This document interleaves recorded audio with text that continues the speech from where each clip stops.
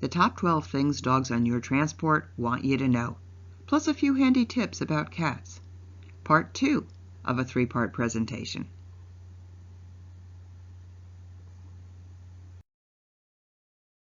Welcome back. Here's number 5 on the list. All the shorter members of our species want you to stop doing this. As you can see in this slide, it makes us feel uncomfortable.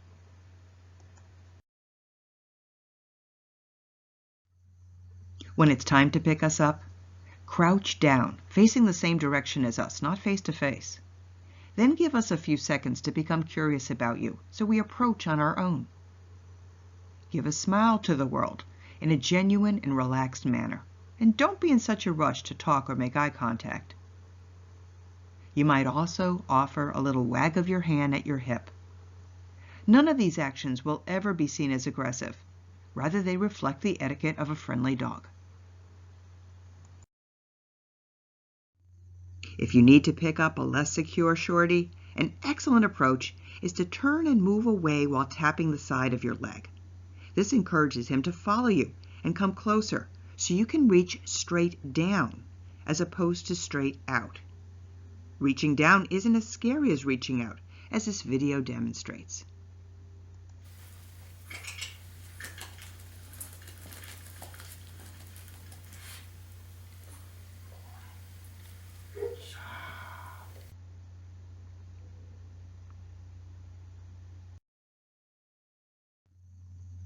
When a dog is leashed, reaching for the end of his leash can be a better approach than reaching for him.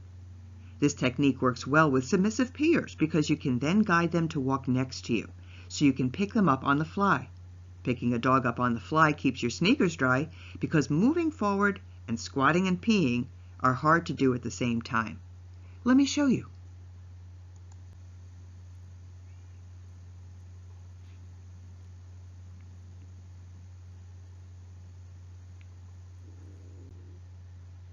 That was fast.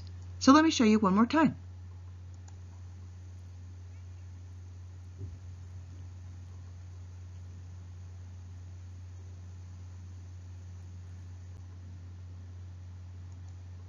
This approach works well with canine curmudgeons too. You know, those little bugaboos who aren't above removing a chunk of your finger. It's hard for dogs to multitask when they are moving forward. Number 6. Just as your posture, positions, and use of movement say a lot to us, so does the energy you project, both in quantity and quality.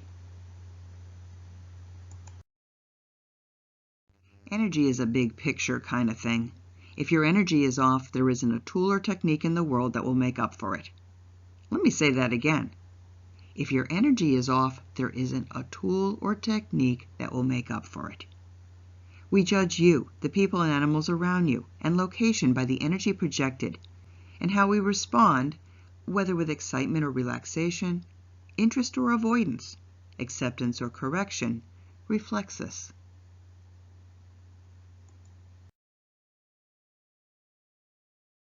Excitement leads to excitement. Anxiety and frustration perpetuate more anxiety. Tension begets tension, while relaxation and composure reinforce equanimity.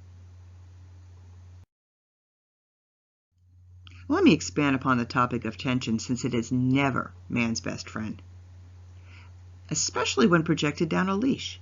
In that case, we will instinctually move away from it. Ever notice how often we pull back when you pull our leash forward?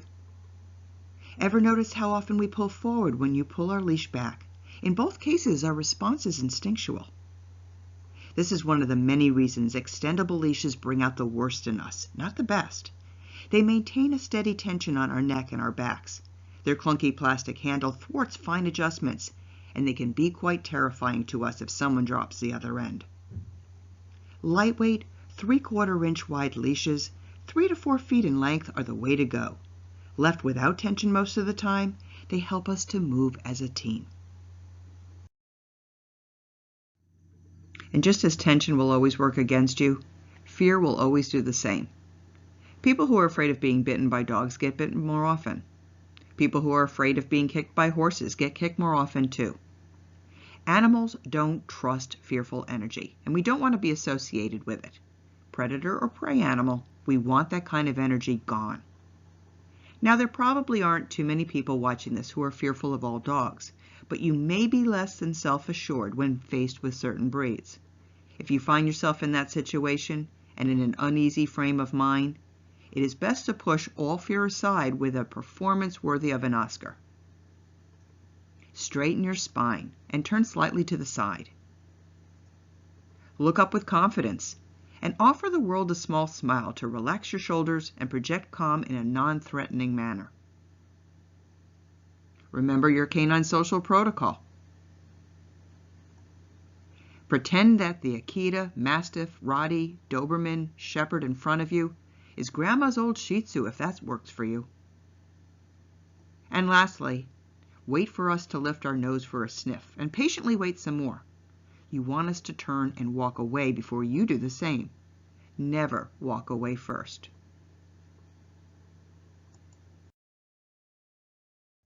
Always remember, noses don't bark and noses don't bite. A curious dog engages his nose. A dog showing heightened awareness engages his eyes, his ears, and his tail.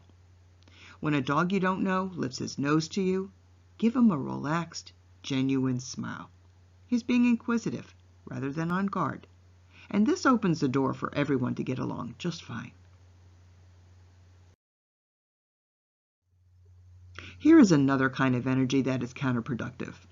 When you look for the best person to perform a task, do you choose someone who is hesitant? Probably not. Would you choose to see a hesitant doctor? Probably not. Would you trust directions given to you by a hesitant neighbor? Probably not. And us dogs don't follow hesitant energy either. Consider how often you see people hesitate, especially at thresholds, waiting to see what we do next. This happens all the time at pet stores and veterinary offices. The sad thing is, these people then wonder what is wrong with us when we hesitate too.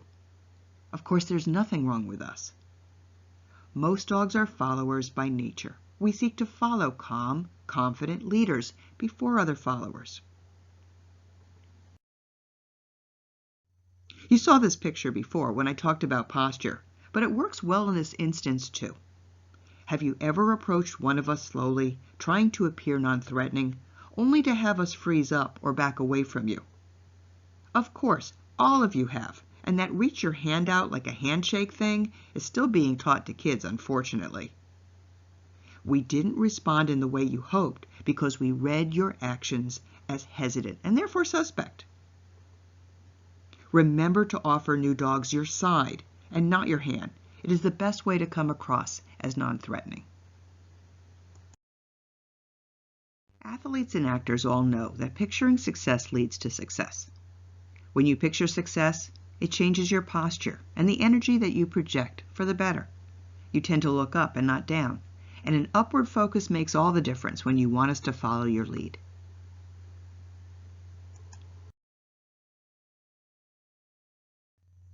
Here is one last kind of energy to avoid. Just as few people set out to be fearful, few set out to be seen as needy. It suits human nature more to be strong and capable. Unfortunately, neediness can creep into the energy you project when you want something to happen quickly. You want your transport dogs to like you immediately. You want all stray dogs to approach with their tails wagging. It is human nature to be disappointed when these things don't happen. And the message us dogs receive is, you are a little less than cool, calm, collected, and self-assured. When you meet us for the first time, be willing to let us do what comes naturally, in our own time. In this way, you will project a sense of calm matter-of-factness rather than neediness, and that's what we seek, especially when the world around us is changing rapidly. If taking your time is hard for you, know that you've got lots of human company in that regard. Here is a trick to help. Try counting to 15 before approaching us. You will be amazed at the difference 15 seconds can make.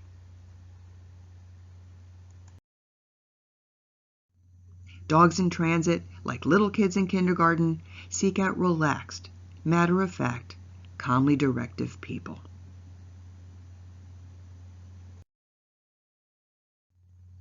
Now here is number 7 on the list of things we need from you. Please, set us up for success and not failure. because like you, we really do want to succeed. For example, always pass small dogs back first to people, because passing them face first ignores our species' social rules. Passing dogs face first is the #1 reason so many little guys become reactive when you reach to take them from someone else. Passing us back first allows us to politely lead with our butt. Passing us back first allows the person holding us to be a secure point of reference. And passing us back first doesn't push us rudely into someone's personal space. No one likes to be pushed into the personal space of another. The way you introduce us to other dogs can also set us up to succeed or fail. It is all too human to stand still across from one another and talk when you're getting to know each other. But that's your culture. It's not ours. When you force us to stand across from new dogs, especially if you maintain any tension on our leashes, it sends all the wrong messages our way, like doubt, hesitation, and concern. Friendly dogs position themselves side to side, and we quickly get moving together. This helps us get a measure of each other's energy, and it puts us on the same team. For all of these reasons, the best way to introduce us to each other is to take a thoughtfully choreographed walk. Let's go over its 4 simple steps. Step 1 is to let us poop and pee in separate places. No one enjoys walking with a full bladder or colon, and walks should be about walking together, not marking as much territory as possible. Give us a little exercise too if we're demonstrating less focus and more pep in our step than you'd like.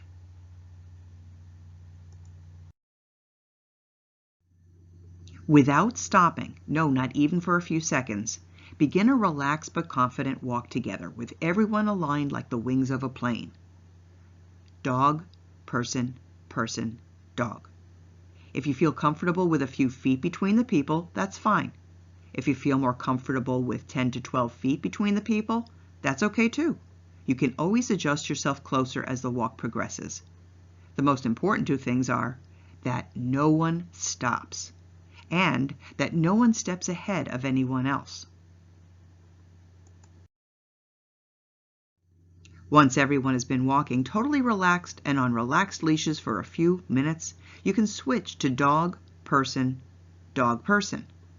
Should us dogs pull to sniff at each other, and most inexperienced dogs will, simply maintain your working pace until we remember that our job is, oh yeah, to walk together and not jump around.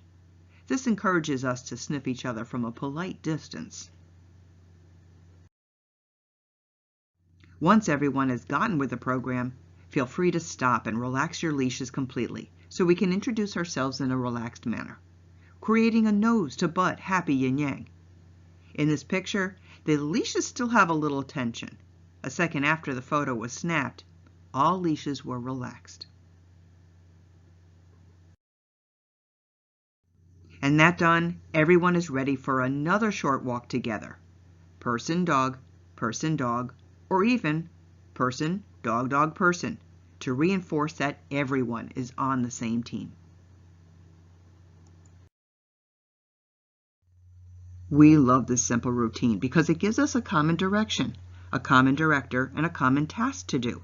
That is, walk side by side without stopping or pulling. It puts us at ease and in the right frame of mind for introductions. It directs less experienced people to do their best, so they let us dogs do what comes naturally. And it teaches people an approach that they can use in the future. No more tight leash, face-to-face introductions that set us up for failure. Plus, it exercises us. This routine has been used to introduce hundreds and hundreds of dogs at Safe Harbor Farm Canine Rescue, and they have never ever found it not to work. It's an excellent approach that sets dogs up for success.